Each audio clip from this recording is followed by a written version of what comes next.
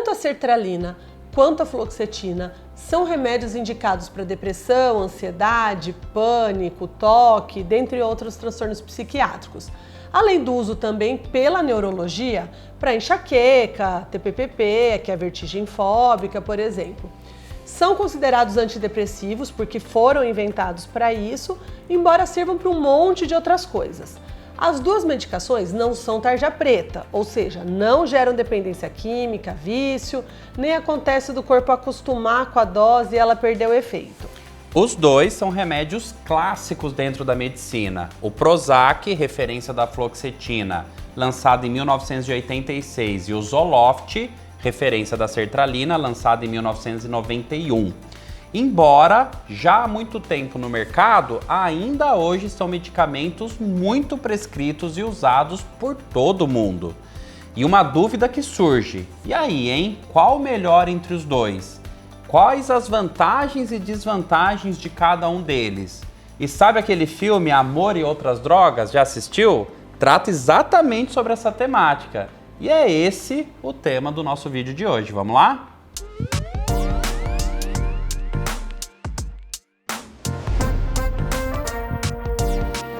Pessoal, tudo jóia? Eu sou o Dr. Saulo, médico neurologista. Eu sou a doutora Maria Fernanda, médica psiquiatra. Bem-vindo ao nosso canal. Tanto a fluoxetina quanto a sertralina são de uma classe de antidepressivos conhecidos como inibidores seletivos da recaptação de serotonina.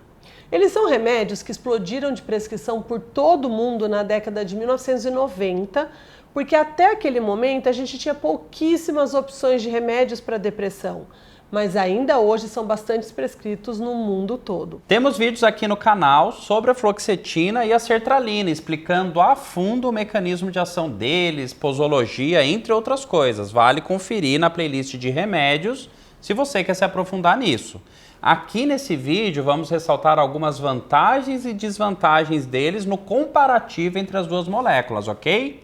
E olha só, hein? Falando em facilidade de tomada, as duas medicações são bem semelhantes. Ambas são tomadas somente uma vez ao dia, que é ótimo, né? Facilita a pessoa não esquecer de tomar. E ambas as medicações são usualmente indicadas a serem tomadas pela manhã. Até porque, curiosamente, se tomadas à noite, elas podem atrapalhar o sono. Então, claro, fluoxetina e sertralina não geram sonolência e sedação durante o dia, que é um grande receio das pessoas ao tomarem remédios psicotrópicos. Salvo, claro, exceções, pois existe uma minoria de pessoas que até tem sono com esses remédios e ficam melhores tomando elas pela noite. Mas, de novo, em exceção. E legal saber mais sobre remédios, né? Deixa aí uma curtida pra gente, segue o canal porque sempre a gente tá falando aqui sobre isso. Tem um monte de remédios aqui no canal e muitas curiosidades sobre a mente. Ajuda a gente a chegar em mais pessoas que precisam de ajuda e obrigado demais por estar aqui com a gente. Até aqui empate, hein? E sobre o custo? Bom, nós temos o Prozac, mais barato que o Zoloft, se a gente for considerar as marcas de referência de cada um. O custo de tratamento vai variar de 100 a 400 reais, dependendo da dose utilizada com esses remédios, sendo o Zoloft em média mais caro que o Prozac. Vale lembrar que as duas medicações estão disponíveis pelo SUS, claro, na versão genérica. Outro tema, parte sexual. Todo antidepressivo pode dar efeito colateral sexual, como perda de libido, que é o desejo sexual, ou dificuldade de orgasmo. Pode, não significa que vai dar, mas existe uma chance estatística sim. Alguns remédios têm mais chance, outros têm menos chance. Então, falando dessas duas medicações, a gente vê que isso acaba variando muito de pessoa para pessoa, não tem uma grande diferença entre os dois. Só uma coisa importante de lembrar, né, gente? Se de repente acontece e a pessoa tem algum efeito colateral sexual com um desses dois medicamentos, esses efeitos somem com o passar das semanas e caso eles não sumam, né, quando a gente para com a medicação, com certeza eles desaparecem, eles não são efeitos permanentes. Muitas vezes, né, em relação aos efeitos colaterais, os remédios eles estão na literatura mais ou menos que empatados, né, em estatística e fica muito a impressão do médico e, como a Maria Fernanda falou, de pessoa para pessoa. Nesse caso específico, eu fico com a impressão que o Zoloft dá menos e a Maria Fernanda fica com a impressão que o Prozac dá menos efeito colateral. Então, realmente vai variar muito de pessoa para pessoa. Na verdade, não é que o Prozac, eu acho que muda de pessoa para pessoa, de dose utilizada, acho que são vários fatores que acabam influenciando aí. Uma talvez vantagem da fluoxetina é que ela apresenta um efeito anorexigênico mais intenso nas primeiras 2 a 4 semanas de seu uso. O que significa isso? Ela reduz o apetite, muitas vezes até gerando, olha só, perda de peso. Uma vantagem quem quer perder uns quilinhos, mas pode ser uma grande desvantagem quem não pode perder peso de jeito nenhum. A sertralina, confesso, que também pode gerar modulação do apetite, e algumas pessoas também perdem peso com ela. Mas com certeza o efeito de modulação de apetite é muito mais exuberante com a fluoxetina dentro dessas primeiras semanas. Mas vale lembrar que após esse período, reduz muito essa capacidade de modulação de apetite do Prozac, de forma que não faz lá muito sentido usar a fluoxetina de forma contínua naquelas fórmulas malucas para perda de peso, pois o efeito de apetite é temporário. E já o oposto, hein? Ganho de peso. Pode também ocorrer com todo antidepressivo e com a fluoxetina e com a sertralina, estatisticamente são remédios seguros, com baixa probabilidade de socorrer. Mas, na chance entre os dois, fica a impressão que a sertralina tem mais chance de gerar ganho de peso que a fluoxetina. Mas, de novo, né? Já é exceção eles ocasionarem ganho de peso.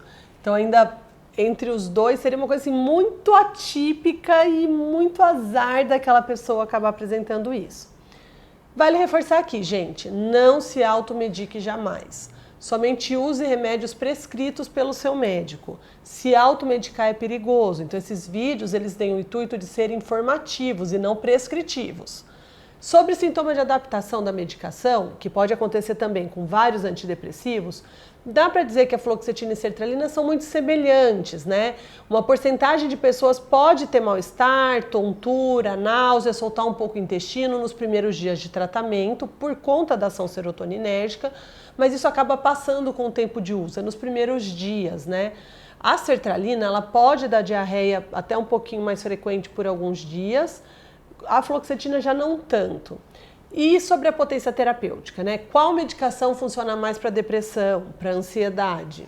Pergunta dificílima de responder, pois confesso que entra muito naquilo que a gente estava falando, na percepção individual de médico para médico e, claro, a resposta varia de pessoa para pessoa. Muitos estudos apontam a eficácia das duas medicações muito semelhantes, muito parecidas em alguns contextos. Então, não tem uma resposta certa. Para você que está vendo a gente, hein, qual que é a melhor medicação? Você já usou a fluoxetina ou a sertralina? Conta aqui pra gente como é que foi a sua impressão. Ah, e uma última dúvida, né? Será que vale a pena associar os dois?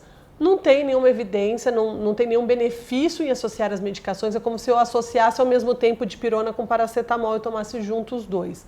Não tem o benefício, os dois têm o mesmo objetivo, então ali eu não vou somar um efeito ao outro. Pelo contrário, eu posso aumentar a chance de ter efeitos colaterais e sofrer mais. Esperamos muito que tenham gostado desse vídeo, né? Deixa aí comentários pra gente, qual comparativo de remédio vocês querem, compara qual com qual, deixa pra gente saber. Um abraço.